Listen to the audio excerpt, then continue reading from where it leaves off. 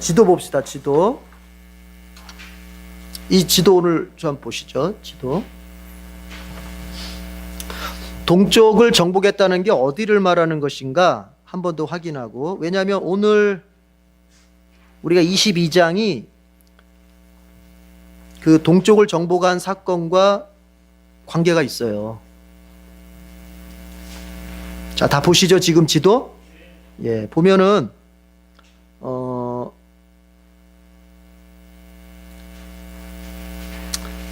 소금바다 보이죠? 소금바다 보입니까? 소금바다. 그게 이제 우리가 사해라고 하는 곳인데, 사해. 그 소금바다에 보면은 가운데 그 위쪽, 소금바다 위쪽에서 위쪽으로 쭉 올라가면 갈릴리 바다 있잖아요. 그렇죠? 그 갈릴리 바다하고 소금바다, 그러니까 염해, 사해. 그 갈릴리 바다랑 우리가 성경에서 갈릴리 호수라고도 하잖아요. 그 갈릴리 바다랑 소금 바다랑 연결하는 이 초록색이지만 얇은 선이 있죠. 이게 뭐예요? 그게 요단강이에요. 그러니까 이것을 이스라엘 지도를 볼 때 요단강을 알고 그 다음에 지중해라고 하는 걸 아는 게 굉장히 중요해요. 그러면 이스라엘 지도는 이제 끝난 거예요. 요단강을 알고 그 다음에 지중해, 왼쪽에 보면은 지중해라고 써 있죠. 대해라고 써요. 성경에는 대해라고 나왔거든요. 지중해라는 말이 없어요, 성경에는요. 근데 현 시대에 지금 이 시대에는 그걸 지중해라고 하는데, 자, 그러니까 그 요단강을, 자 이제 보십시오. 저를 요단강을 중심으로 해서 요단 서편, 그 다음에 요단 동편이 되는 거예요. 아시겠죠? 예. 그리고 이제 왜냐하면 이제 그러고 봐야 이제 제가 요단 동편 보세요 하면 여러분이 아 이쪽이구나 이렇게 보니까, 자 요단 서편이 어딘지 아시죠? 그쪽에 보니까 가나안이라고 써 있죠. 그러니까 원래 하나님께서 약속의 땅으로 주시는 가나안이라고 하는 것이 엄밀한 의미에서는 요단 서편을 말하는 거예요. 자, 이해가 되셨고요. 그 다음에 동편을 보세요. 동편이 오늘 보려고 하는 요단 동편. 그러니까 아직 이스라엘 백성들 서편에 들어갔어요? 못 들어갔어요? 아직 못 들어갔죠. 이거 언제 들어가요? 성경 어디에서 들어가요?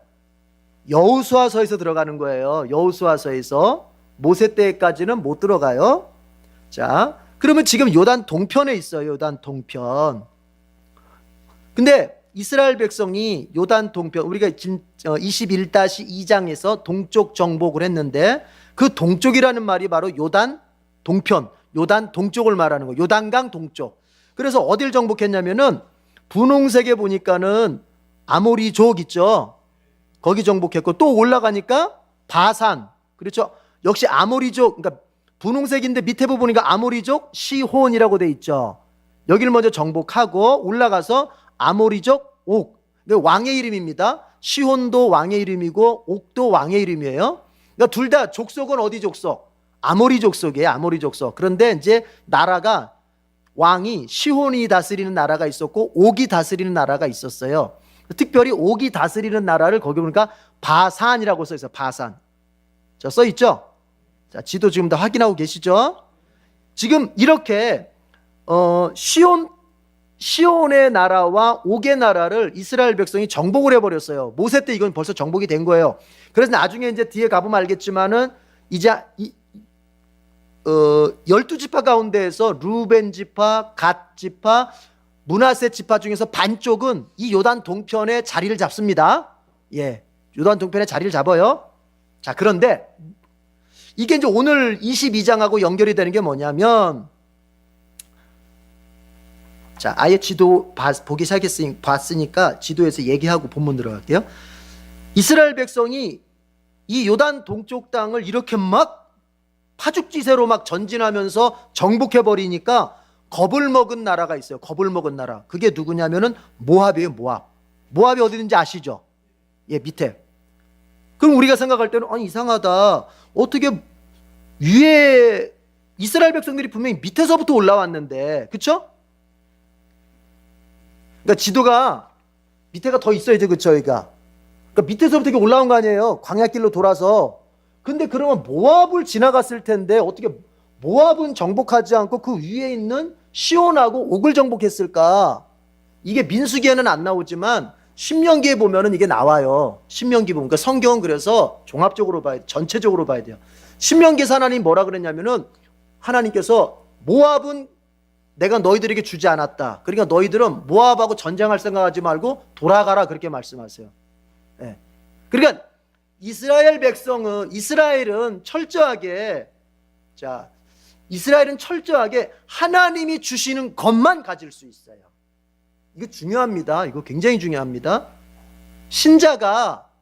예수 믿는 신자가 세상 사람들이 욕심내는 것처럼 그렇게 아무거나 욕심내고 아무거나 집어삼키려고 들면은 돼요, 안 돼요? 안 되는 거예요.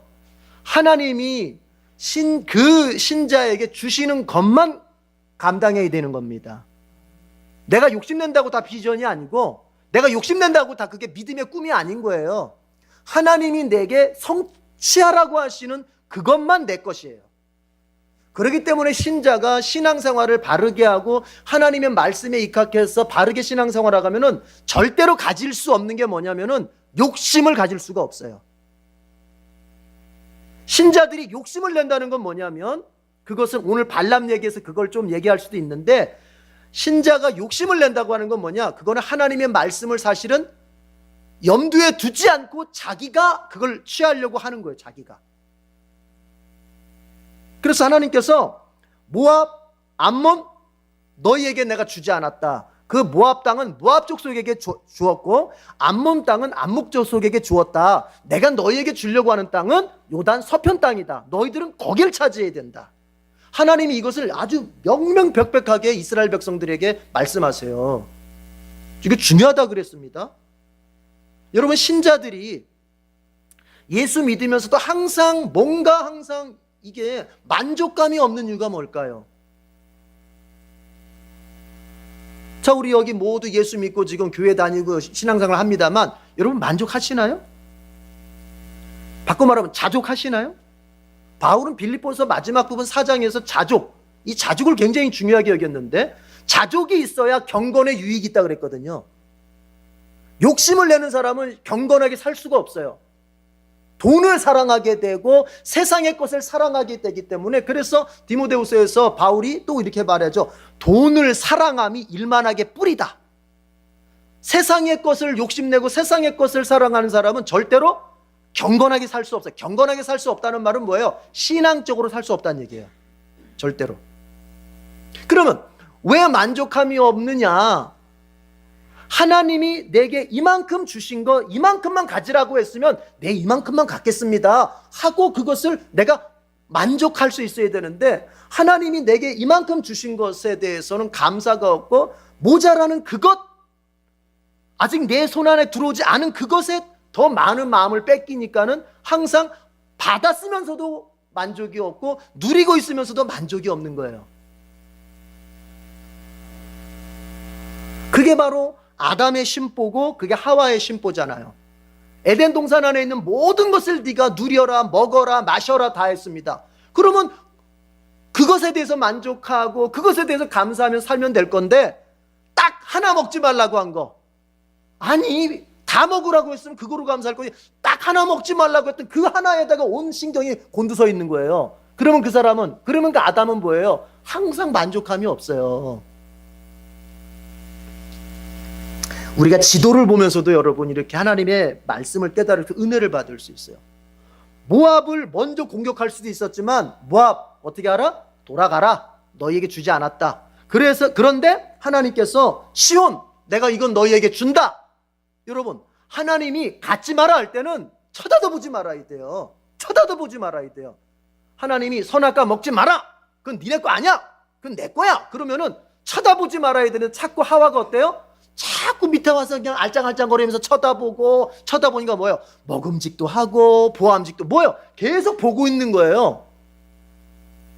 그걸 보지 말아야 되는데. 그렇지만 하나님께서 이거 취해라 그럴 때는 어떻게 해야 돼요? 그때는 또 여러분 인정사정 봐주지 말고 그냥 뛰어들어야 되는 거예요. 그때는 내 조건, 내 능력, 내 처지 생각하지 말고 어떻게 해요? 달려들어야 되는 거예요. 그러니까 신자의 삶은 되게 심플합니다. 아주 단순합니다. 아주 단순합니다. 주님이 가라 하면 가는 거고 서라 하면 쓰는 거예요. 가라 할 때 이거 갈까 말까, 가면 이게 이익인가 손해인가 이러면 복잡. 이건 벌써 복잡하면 이건 신자의 삶에서 뭔가 이건 잘못된 거예요. 단순한 거예요. 오늘 수요일 8시 예배 시간이다. 단순한 거예요. 가자 이거예요. 갈까 말까, 지금 오늘 또 가면은 또 뭐 어쩌고 저쩌고 복잡하고 막 이러면은 이건 벌써 믿음에서 탈락한 거예요. 여러분들처럼 단순하게 오늘 수요일이지, 예배 있지, 가야지, 말씀 듣고 믿음 다시 한번 챙기고 또 나가서 또 열심히 살고, 단순해요.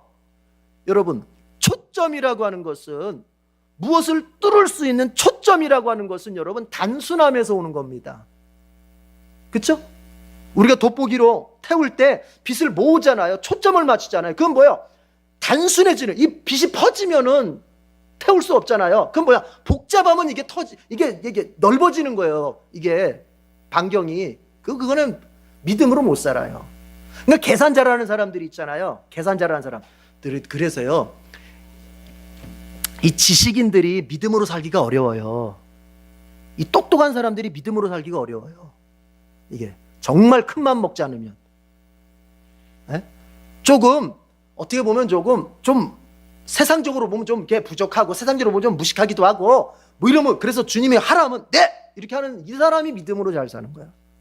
그렇다고 해서 다 뭐 세상적으로 똑똑하신 분들이 다 그렇다는 게 아니라 이게 어려워요. 부자가 하나님 나라 들어가기가 참 어렵다. 예수님 말씀하시는 것처럼 낙타가 바늘끼리 들어가는 게 더 쉽지 부자가 천국 가는 게 어렵다. 왜요? 가진 게 너무 많아. 가진 게 너무 많아. 기득권이 너무 많아. 주님 앞에서 단순하게 살기엔 너무 가진 게 많은 거예요. 이러면 지식도 마찬가지예요. 단순해야 돼요. 주님이 이거 갖지 마 그러면 네, 쳐다도 보지 볼 거 없어요. 여러분, 세상 사람들이 저거 좋다, 저거 가지면 좋겠다, 저렇게 성공하면 좋겠다, 내 자식도 저렇게 가르쳐가지고 저렇게 저기 대학 보내고 저기 기업 보내고 저기에서 이렇게 성공하게 하면, 세상 사람들이 그거를 바라본다고 우리도 넉넉하고 이렇게 바라보고 있으면 돼요? 안 돼? 안 되는 거예요. 우리는 우리가 가야 할 성공의 길이 따로 있는 거예요. 하나님이 가라고 하는 그 길로 가야 돼요. 그게 바로 뭐래요? 모압, 암몬 건드리지 마라. 그러나 시온, 바산 가서 정복해라. 그러니까 모세가 그대로, 지난주 그런 말씀 드렸죠. 하나님이 우리에게 허락하시는 싸움만 하면요, 우리는 다 이깁니다. 이 말을 이해하셔야 돼요. 하나님이 우리에게 싸우라고 하는 싸움은 우리가 반드시 이기게 돼 있어요. 근데 우리가 세상에 나가서 지는 이유가 뭔지 아세요? 하나님이 허락하지 않은 싸움을 싸우려고 하니까 지는 거예요.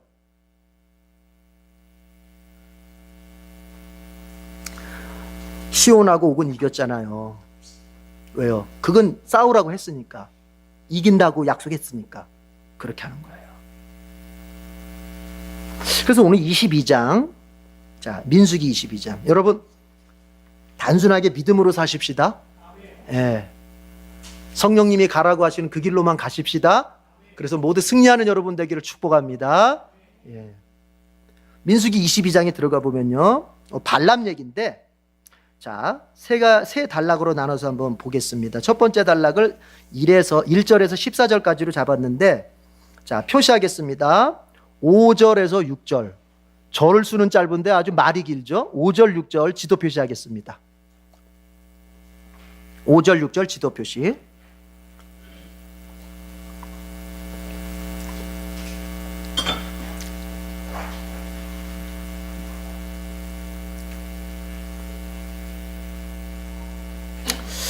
다 같이 읽어보겠습니다. 시작. 그는 부올의 아들 발람을 불러오려고 사신들을 부돌로 보내어 말을 전하게 하였다.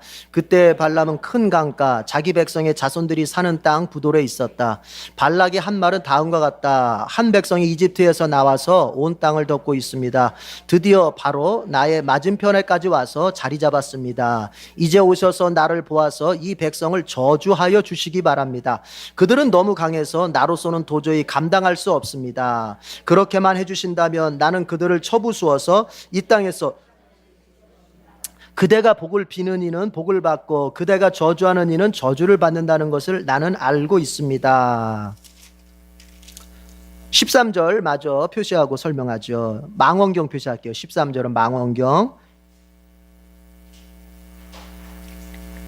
13절 망원경 표시하고 다 같이 읽겠습니다. 시작. 다음 날 아침에 발람이 일어나 발락이 보낸 고관들에게 말하였다. 당신들의 나라로 돌아가시기 바랍니다. 주님께서는 내가 당신들과 함께 가는 것을 허락하지 않으십니다. 무슨 얘기냐면요, 아까 우리 지도에서 봤지만 이스라엘 백성이 이제 올라와서 막 승승장구하잖아요. 시온도 이기고 옥도 이기고 이 요단 동편을 막 휘젓고 다니는 거예요, 모세와 함께. 그러니까 이게 겁을 먹었어요. 누가? 자, 1절 보겠습니다. 1절. 22장 1절 표시하지 말고 읽어봅니다. 참고로 22장 1절 시작. 이스라엘 자손이 길을 떠나 모압 평지에 진을 쳤다. 그것은 요단강 건너 곧 여리고 맞은편이다. 그렇죠? 지금 어디에 왔냐면요, 이스라엘 백성이 모압 평지에 왔어요.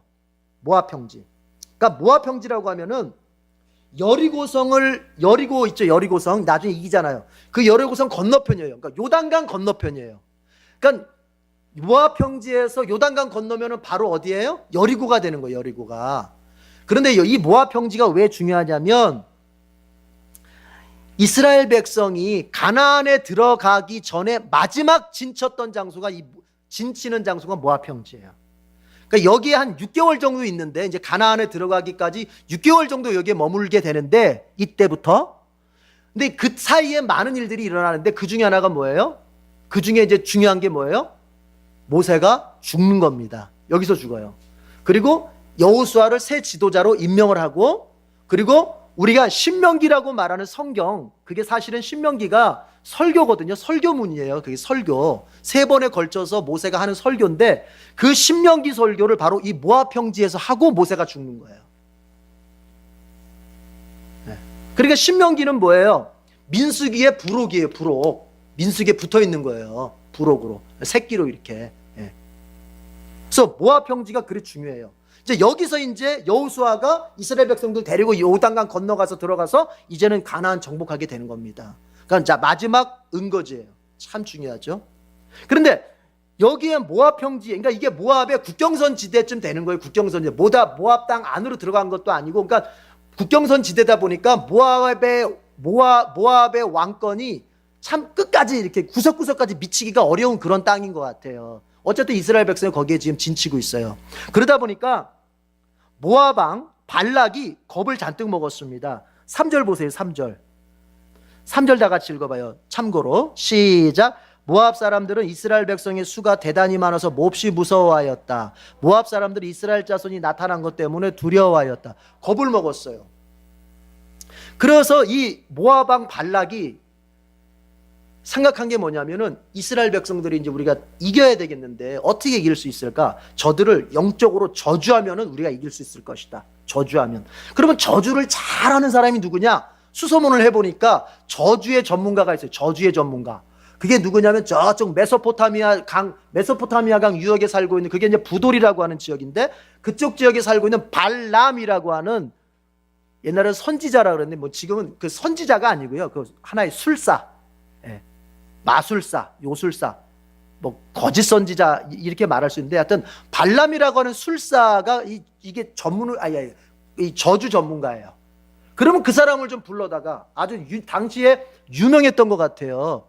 이 모압에서부터 부돌까지는 거리가 650km 정도가 돼요. 650. 그러니까 서울에서 부산보다도 더 먼 거리예요. 근데 거기까지 소문이 날 정도니까 이 발람이 엄청나게 소문난 이 저주 전문가예요.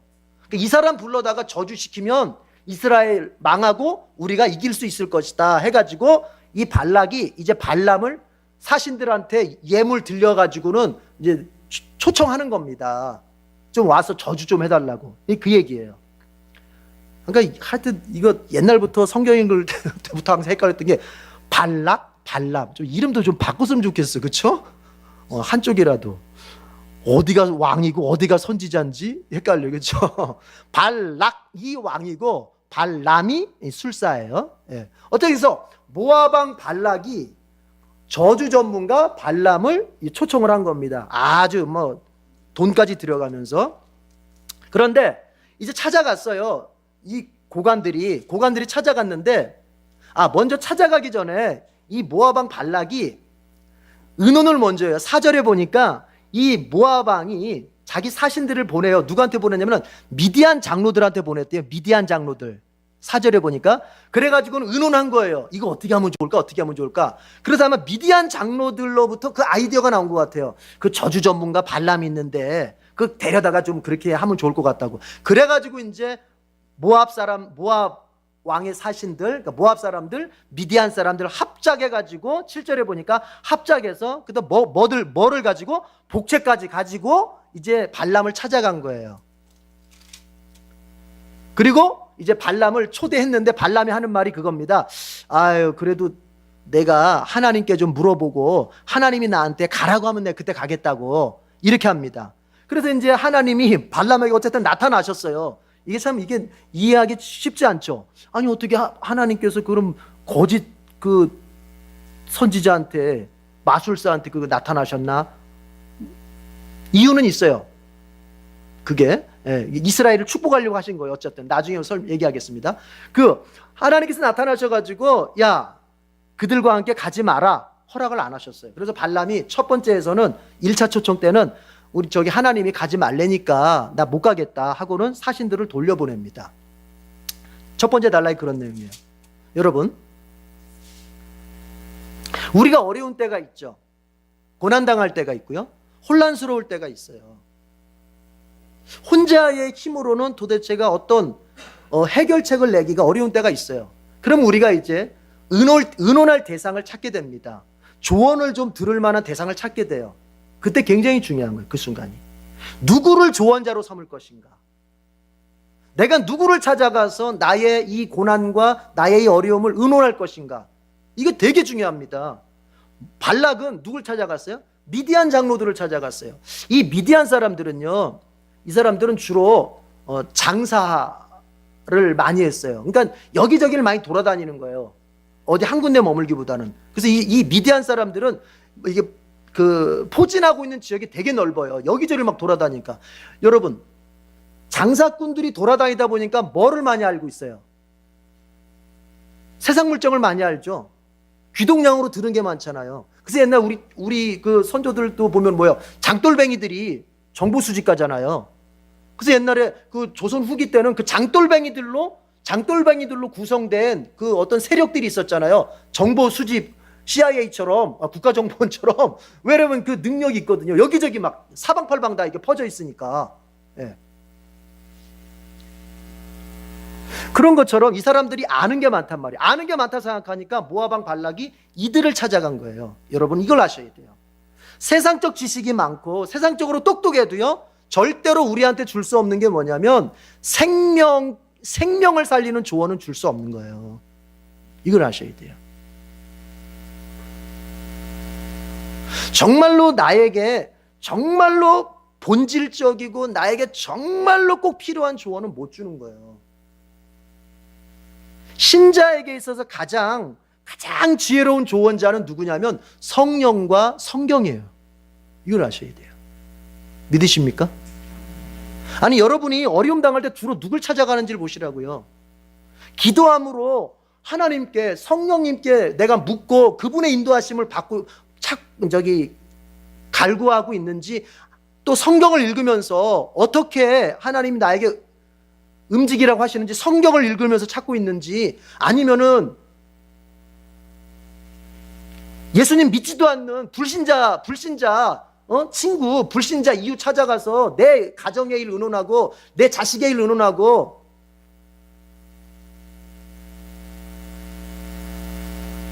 아니 어떤 세상의 일반적인 지혜나 일반적인 학문이나 이런 걸 무시한다는 말이 아닙니다. 우리가 그런 걸 들을 수 있어요. 그러나 여러분, 내가 그것도 하나님을 전적으로 의지하는 중에 하나님이 나에게 그 사람을 붙여줘서 그 사람하고 내가 대화를 하고 상담할 수 있어요. 그러나 그게 아니고 하나님 제껴놓고 믿음의 지체들 제껴놓고 하나님의 말씀 제껴놓고 곧바로 세상으로 달려가서 세상 사람들 소리 들으면 그 사람은 온전하게 인생을 살 수가 없어요. 그렇죠? 왜냐하면 그들은 절대로 아무리 똑똑하게 우리에게 어떤 길을 조언해 준다 하더라도 절대로 할 수 없는 게 뭐냐면 신앙적인 관점에서 조언은 줄 수가 없어요. 그렇잖아요.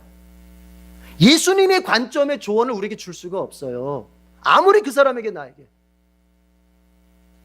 자기의 인생이나 자기 가정의 어떤 일, 특별히 우리 어린 자녀들을 키우는 분들이 많은데 자기의 자녀 교육이나 자기의 자녀를 그러니까 교육하는 문제, 또 자기 개인의 문제, 뭐 가정의 대소사가 있겠지만 이런 것들을 예수님 모르는 사람하고 가서 예수님 모르는 사람하고 의논하고 예수님 없는 사람한테서 기대면서 그의 어떤 가이드를 받으려고 하면 그 사람은요, 글쎄 모르겠어요. 세상적인 성공으로 갈 수는 있을지 몰라요. 그러니까 세상적인 성공으로 갈 수 있을지 몰라도 결국에는 나중에 보면은 예수님하고는 멀어진 길로 가게 됩니다. 제 얘기 이해하시겠습니까?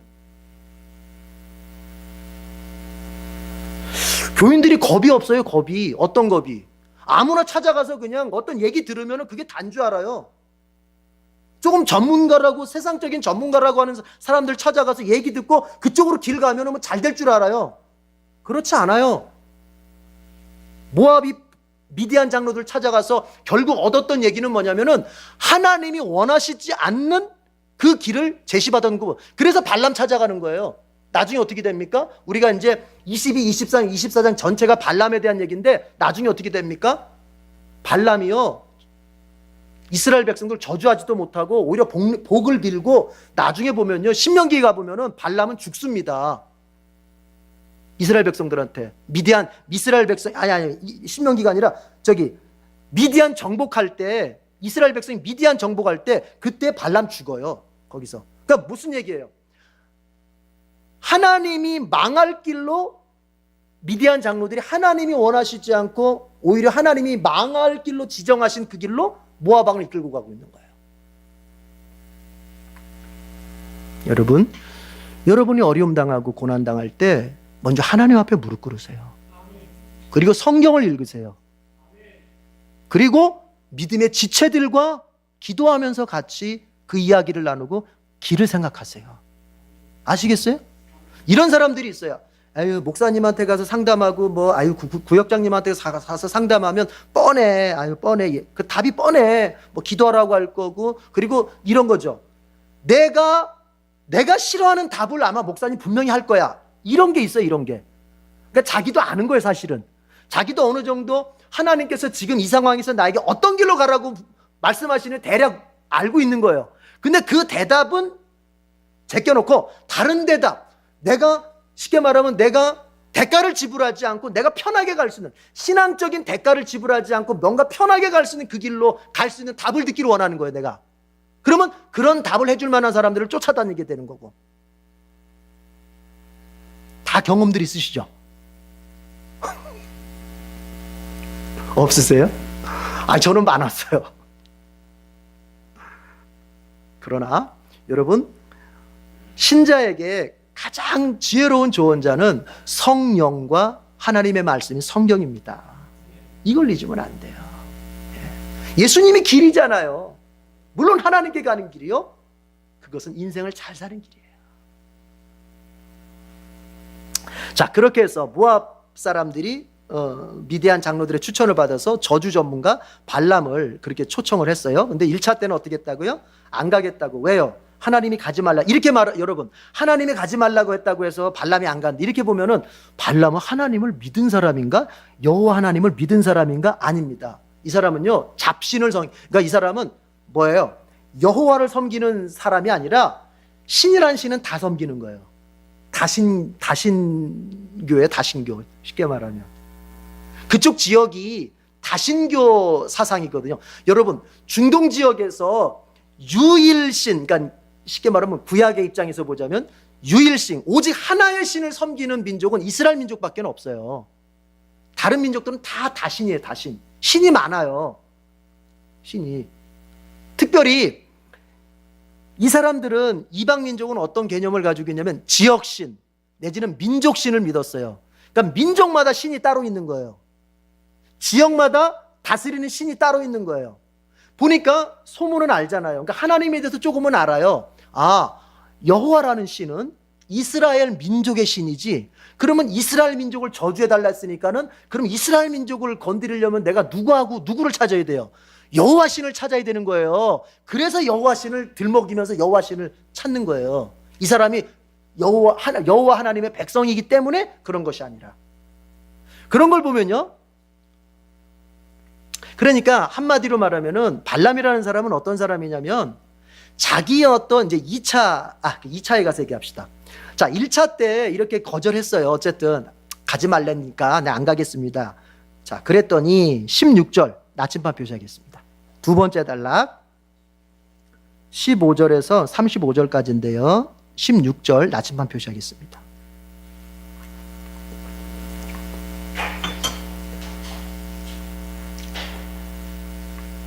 다 같이 읽어봅시다. 시작. 그들이 발람에게 가서 말하였다. 십볼의 아들 발락이 말합니다. 아무것도 거리끼지 말고 나에게로 오시기 바랍니다. 20절, 21절 망원경 표시할게요. 20절, 21절 그 단락에 이제 보충 구절이죠. 20절, 21절 망원경 표시하고 읽겠습니다. 시작. 그날 밤에 하나님이 발람에게 오셔서 말씀하셨다. 이 사람들이 너를 부르러 왔으니 너는 일어나 그들과 함께 가거라. 그러나 내가 너에게 하는 말만 하도록 하여라. 발람은 아침에 일어나 자기 나귀 안장을 얹고 모압 구간들을 따라서 길을 나섰다. 1차 때 발락이 발람을 초청했더니 거부했잖아요. 안 가겠습니다. 그러니까 발락이 거기서 포기하지 않았어요. 더 높은 그 신하들을 보냈어요. 그리고 더 많은 복채를 챙겨서 이제 보낸 거예요. 그리고 이제 와가지고 발람한테 그러는 거예요. 와서 저 이스라엘 백성 저주만 해주면 내가 아주 후하게 대접하겠다고. 하여튼 한턱을 크게 쓸 테니까 와서 한번 저주 한번 하라고 그런 거예요. 그러니까 또 이제 이 발람이 이렇게 얘기합니다. 그 이제 찾아온 사람들한테 그러면 내가 오늘 여기서 이 사람 당신들 오늘 여기서 자라고 좀 잠을 자라고 내가 하나님 앞에 가서 하나님이 좀 뭘 더 말씀하실지 한번 내가 알아보고 그때 결정을 하겠다고. 19절이 그 얘기입니다. 19절. 자, 한번 19절 읽어볼게요. 시작. 그대들은 오늘 밤은 이곳에서 묵으십시오. 주님께서 나에게 무엇을 더 말씀하실지 알아보겠습니다. 그러니까 하나님께서 20절에서 야 가라 가. 가긴 가되 내가 시키는 말만 해라. 이렇게 말씀하세요. 여러분 이게 꼭 하나님이 허락한 것 같죠? 이게 하나님이 허락하시는 것 같잖아요. 문자적으로 보면. 근데 이게 뭐예요? 이미 발람은 가기로 마음을 먹은 거예요. 발람은. 여러분 죄도요. 하나님이 막으실 때까지 막아요. 그 사람 죄 못 지게끔 사람을 마음의 깨달음으로 막고 어떤 환경으로 그 사람 죄지로 못 가겠다 이렇게 환경으로 딱 어떤 사건이 터지게 해서 못 가게 막기도 합니다. 그래도 근데 사람은 이 죄에 대한 욕망이 더 크거든요. 헤쳐갑니다 또. 고난을 그렇게 헤쳐가야 되는데 죄지로 막 방해를 헤쳐가. 그렇게. 그럼 하나님이요 그냥 놔둬버립니다. 이게 무서운 거거든요. 그럼 만약에 발람이요 그 증거가 뭐냐면 사실은 마음에 발람이 가려고 마음먹은 거예요. 더 많은 돈을 준다니까 더 높은 뭐 어떤 그 대접을 해준다니까 이게 마음이 끌린 거예요. 벌써 유혹을 크게 받은 거예요. 만약에 그렇지 않았더라면 19절에 이 말씀이 있을 필요가 없어요. 주님께서 나에게 무엇을 더 말씀하실지. 아니 뭘 더 말씀하세요? 벌써 하나님이 1차 때 얘기했는데 12절 보니까 너 가지도 말고 이스라엘 백성들 저주하지도 말아라. 그 백성 복받은 백성이니까 가지도 말고 저주하지도 말라 그랬거든요. 그러면 여러분 그거로 끝난 거 아니에요?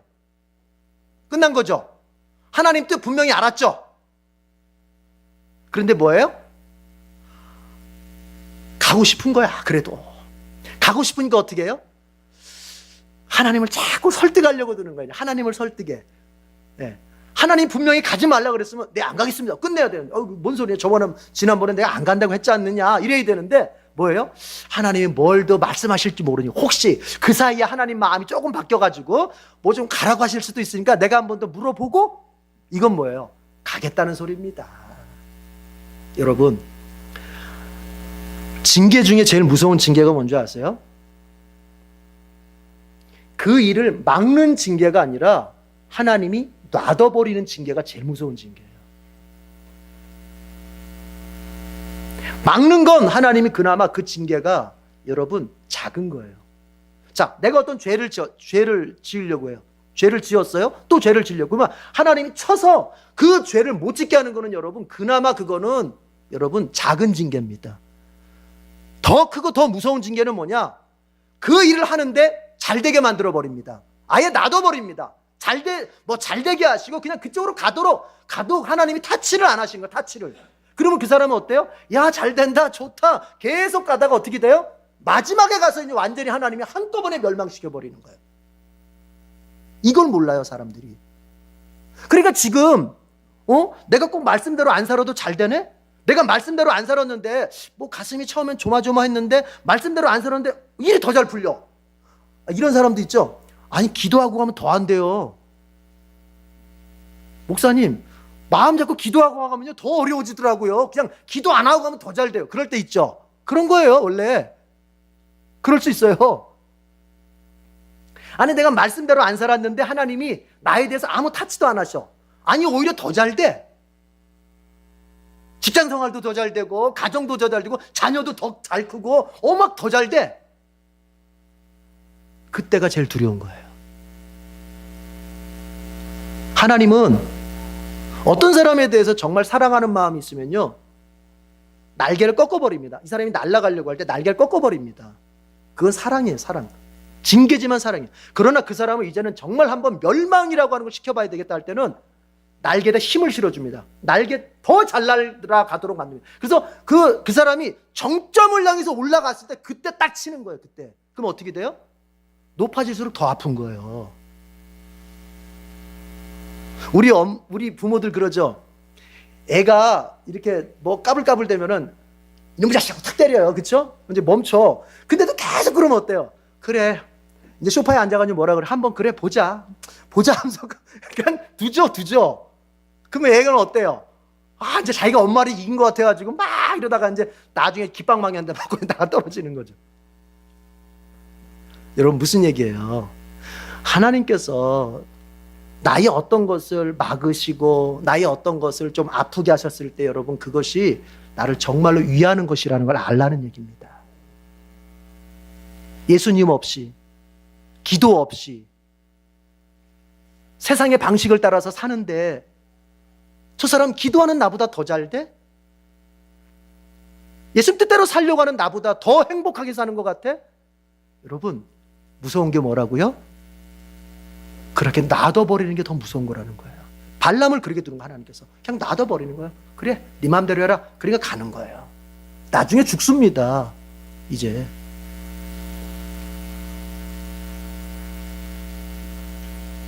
모세한테 죽어요. 가장 큰 징계는 악을 행하도록 버려두시는 것. 이게 무서운 거예요. 자, 그런데요. 재밌는 사건이 여러분 잘 아시는 사건이 일어나죠. 뭐예요? 이제 발람이 가는데 하나님의 천사가 군대 장관이 그 발람이 가는 길을 딱 가로막습니다. 근데요 하나님의 천사가 칼을 딱 뽑아들고는 이제 이렇게 이러고 있는데 이거를 발람이 탄 나귀는 보는데 발람은 못 봐요. 따라합시다. 영적인 눈이 막히면 인간은 동물보다 못하다. 그걸 말하는 거예요.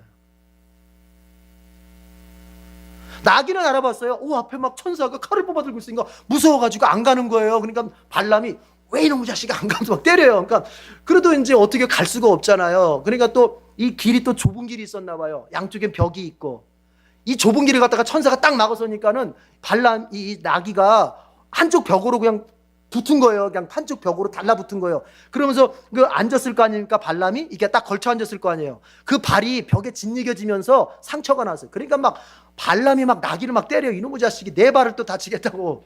그러니까 나귀가 참다 못한 나귀가 여러분 말을 합니다. 야, 성경에 별 얘기가 다 나와. 나귀가 참다 못해 말을 해요. 아이 주인님, 내가 언제 여태까지 주인님 말을 안 듣는 적이 있었나요? 그러니까 여러분 보세요. 평상시 잘 돌아가던 일이 어느 순간 안 되는 때가 있을 때는요 빨리 아셔야 돼요. 이게 뭔가 주님의 뜻이 있나 보다 아셔야 돼요.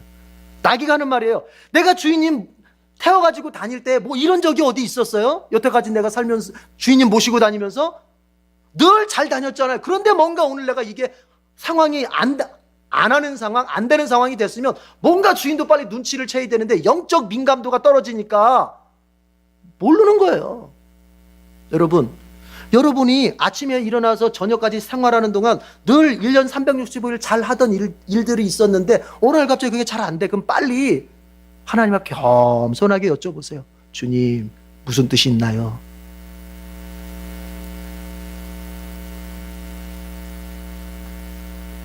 그러니까 나귀를 막 때리니까 나귀가 그렇게 얘기했으니까 하나님께서 이 발람의 눈을 열어주십니다. 눈을 딱 열어주시니까 뭐가 보여요?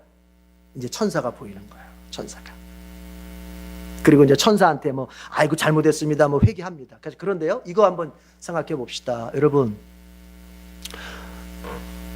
미물이라고 하는 나귀는 주님의 천사를 봤는데, 주님의 그 인도하심의 천사를 봤는데 발람은 못 봤어요. 왜 못 봤을까요? 그걸 한번 생각해 봐야죠.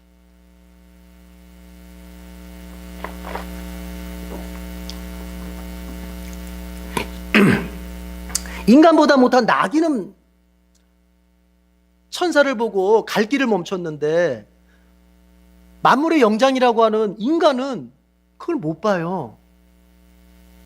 왜 못 봤어요? 중요한 교훈이 있습니다. 여러분, 탐욕이라고 하는 것이 들어가면 하나님을 못 봐요. 그다음부터는 하나님이 안 보여요. 자기 욕심이 들어가는 사람은요, 하나님이 안 보여요. 나는 보이던데요? 그거요, 자기가 만들어낸 하나님일 가능성이 커요. 왜곡된 하나님. 발람이 그런 거예요. 하나님을 자기가 만드는 거거든요, 지금. 그러니까 하나님을 이용해서 세속적인 어떤 걸 지금 얻으려고 하는 게 발람인데, 이게요, 가만히 보세요. 겉으로 드러나는 모습 보면요, 하나님의 백성, 이스라엘이 하나님을 섬기는 모양새나 발람이 하나님을 찾는 모양새는 엇비슷해요. 보면 엇비슷해요. 그래서 이게 발람이 진짜 하나님을 믿는 사람인가? 이렇게 착각이 들어요. 그런데 성경은 결론 내기를 뭐라고 결론 내요? 가짜라는 거예요, 발람은. 뭘 보고서 우리가 그렇게 생각할 수 있어요? 이스라엘 백성은 하나님을 찾는 목적이 뭐예요? 하나님의 뜻에 순종하기 위해서 하나님을 찾는 거예요. 그러나 발람이 하나님을 찾는 이유는 뭐예요? 자기의 세속적인 탐욕을 만족시키고 탐욕을 이루기 위해서 하나님을 이용하기 위해서 하나님을 찾는 거예요. 신자는 하나님을 순종하는 사람이지 하나님을 이용하는 사람이 아닙니다.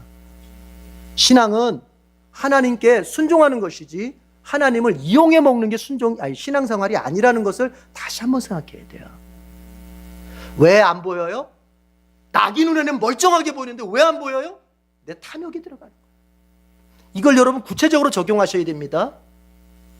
왜 지금 하나님이 나의 인생을 어떻게 인도해 가시는 건지 안 보여요? 내가 지금 뭔가의 욕심에 사로잡혀서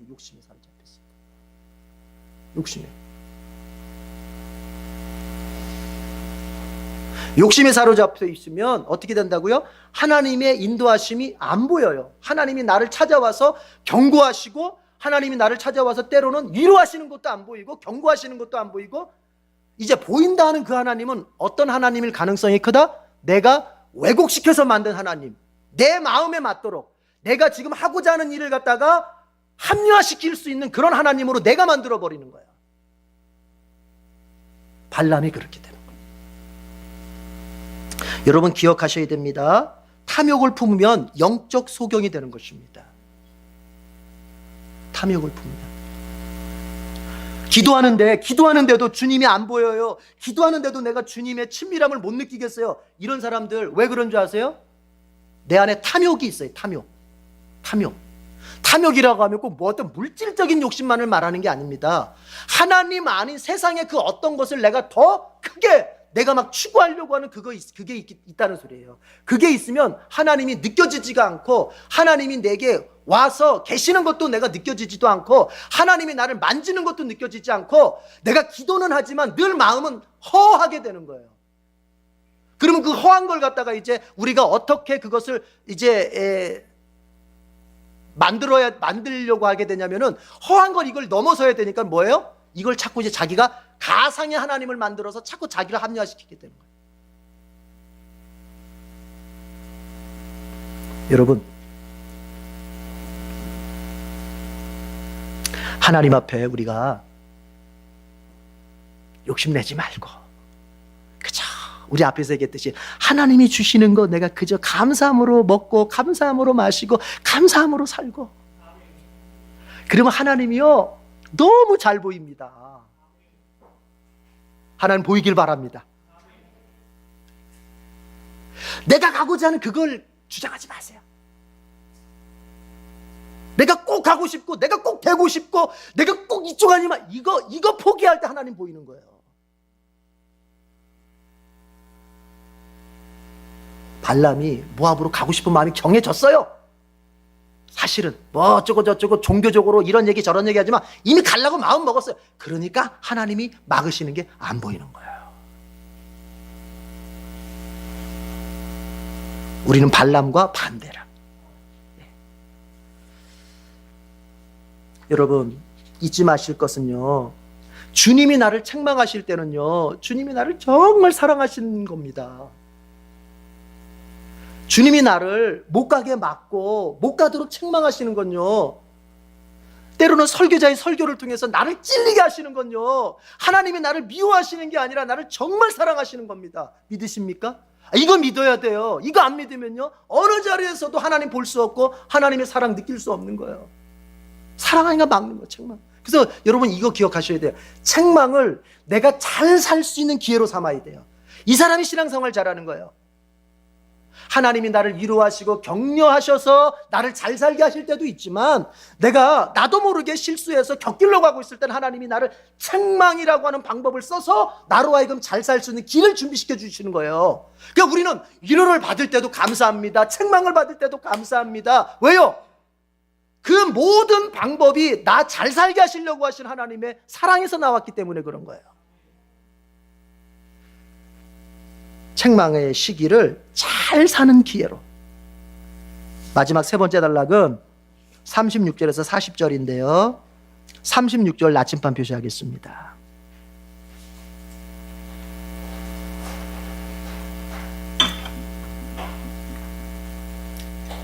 자, 36절 나침반 표시하고 읽겠습니다. 시작. 발락은 발람이 오고 있다는 소식을 듣고 그를 맞으러 그의 영토가 끝나는 아르논강 경계에 있는 모압의 한 성읍까지 나아갔다. 여러분, 뭐 지도를 보진 않겠습니다. 아르논강, 그러니까 아르논이라고 하는 저 국경선 쪽인데요. 국경선 쪽, 그러니까 아니 성에서 기다려야 될 발람인데 이 발락이 마음이 얼마나 조급하고 이게 지금 마음이 그냥 들쑤시는지 성 안에 앉아서 기다리질 못하고 어떻게 해요? 막 그냥 달려가는 거예요. 온대니까 달려가서 맞이하는 거예요.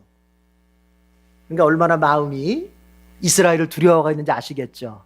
자, 이제 한번 정리해 봅시다. 여러분, 이 22장을 가만히 보면요 재밌는 현상이 있습니다. 뭐냐면요, 지금 발락과 발람의 이 괴계, 이 작당을 이스라엘 백성은 지금 알아요, 몰라요? 지금 여기에 이스라엘이 등장해요, 안 해요? 안 하죠? 이스라엘은 전혀 지금 모르고 있어요. 그러니까 이스라엘 백성은 지금 모압 평지에 모여가지고 어떻게 잘 지내고 있어. 근데 지금 발락하고 발람이 어쨌든 자기네들이 뭔가 작당해가지고 이스라엘을 죽이려고 그래. 그런데 지금 그걸 누가 막으시는 거예요? 하나님이 막으시는 거예요. 그럼 뭘 말합니까? 여러분, 우리가요 하나님의 은혜라고 알고 있는 것은 하나님이 우리에게 베푸신 것 중에 극히 일부라는 걸 알아야 돼요. 아시겠습니까?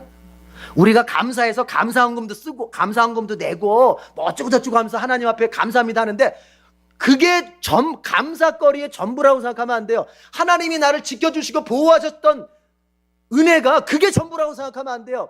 내가 모르는 상황, 이스라엘이 지금 이 상황을 모르지만 하나님이 이스라엘을 지키시려고 발람에게 그들은 12절에 보니까 그들은 복받은 백성이기 때문에 저주하지 말아라 이렇게 막으시는 것처럼 하나님은 내가 다 알지 못하는 인생의 상황 속에서도 하나님은 나를 지켜주신다는 겁니다. 여러분, 내가 내 자식을 완벽하게 지켜줄 수 있을 것 같아요? 우리 어린 자녀를 키우는 엄마 아빠들, 내가 내 자식을 24시간 돌볼 수 있을까? 못하는 거예요. 학교 갈 때 어떻게 할 거예요? 유치원 갈 때 어떻게 할 거예요? 그러나 그 모든 것에서 하나님이 지켜주셨어요. 여러분, 그래서 믿음이 높고 믿음이 성숙한 사람일수록 뭐냐면 항상 내가 모르는 상황 속에서도 나를 지켜주신 하나님, 이 부분을 크게 본다는 것입니다. 그렇게 했기 때문에 오늘 지금 우리가 이 자리까지 온 겁니다. 내가 알고 있는 것들로만 가지고 이 자리 못 왔어요, 여러분. 내가 지금 이 자리에 앉아있는 게 내 능력으로만 된 것 같죠? 그걸 가리켜서 성경은 교만이라고 말하는 거예요. 교만. 내 힘으로 온 것 같은 거, 이게 교만이라고 말하는 거예요. 겸손은 뭐예요? 아니다. 내가 아는 것은 10%밖에 안 되고 90%는 내가 이미 깨닫지 못하는 상황 속에서도 가정에서, 직장에서 하나님이 이렇게 저렇게 다 조정해 주시고 이렇게 저렇게 인도해 주셨기 때문에 내가 살았다. 이게 바로 겸손이고 이게 은혜를 아는 거예요. 이스라엘 백성 여러분 모릅니다, 지금 이 사건. 그러나 하나님이 발람을 막으시고 발락을 막으시는 거예요. 여러분, 앞으로도 하나님 우리 그렇게 지켜주십니다. 그러니까 두려워하지 말라는 거예요. 아니, 내 인생 내가 다 알아야, 내 인생 내가 다 이렇게 점검하고 내가 뭐 어쩌고 저쩌고 다 해야, 아니, 물론 최선을 다해야죠. 그러나 내가 여러분 점검 다 한다고 내가 안전합니까?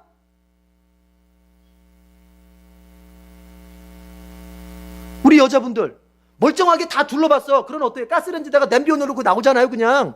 그게 그런 게 아니에요. 근데 어쩌다 하다 보니까 그게 꺼져 있어. 은혜죠. 저 그런 얘기 많이 들고 교인들한테 들어보니까. 여러분, 내가 다 하는 게 아니에요, 내 인생. 하나님이 지켜주시는 거예요. 그걸 딱 믿고 그저 든든하게 사세요.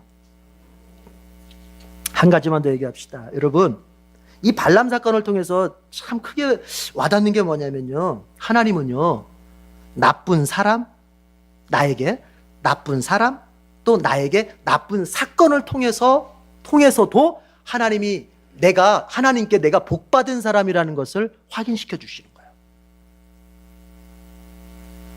여러분, 이제 아까 첫 번에 그런 얘기 있어요. 아니, 발람 그거 나쁜 사람인데, 그 거짓 선지자인데 하나님은 왜 발람에게 나타나가지고 뭐 이렇게 저렇게 왜 나타나셨을까? 아, 이게 안 나타나시면 될걸. 나중에 이제 발람이요, 23장 24장 가면은 발람이 축복을 합니다. 이스라엘 백성을 저주하러 갔다가 오히려 막 축복을 하게 됩니다. 축복을. 하나님은 그렇게 입술을 막 잡아 돌려버려요. 그러니까 뭐예요? 나쁜 사람을 통해서 이스라엘이 얼마나 복받은 사람인가를 확인시켜 주는 거예요. 마찬가지예요. 여러분, 직장 생활하면서 꼭 옆에서 깔짝대는 사람들 있죠. 꼭 어디 이렇게 직장 생활하거나 뭐 하다 보면 꼭 옆에서 나의 마음 건드리는 사람 있고 나 아프게 하는 사람 있죠. 그래서 아우, 저 사람만 없으면 난 내 직장 생활이 천국이 될 텐데 이러는 사람 있죠. 아니에요. 그 사람 하나님 사용하시는 거예요. 그 사람 통해서 내가 얼마나 복받은 사람이고 내가 얼마나 하나님의 보호 속에 있는 사람인가를 알게 하시는 겁니다. 아시겠어요? 그러니까 어떤 나쁜 인간관계를 나쁘게만 보지 마세요. 아, 이거를 통해서 하나님 나에게 선한 일을 이루시겠구나, 이렇게 보시라고요. 또 하나는 뭐예요? 나쁜 사람이 있는가 하면 나쁜 사건도 있어요. 바꿔 말하면 여러분, 고난이 있어요. 그 고난, 여러분, 하나님이 그 고난 통해서 나에게 이거 확인시켜 줄 거예요. 내가 너를 얼마나 사랑하는 줄 아니? 내가 너에게 얼마나 큰 복을 주려고 하는 줄 아니? 내가 너를 함께하고 있어. 그 고난을 통해서 하나님이 그거 보여주고 싶은 거예요. 그거 보여주고 싶은 거예요.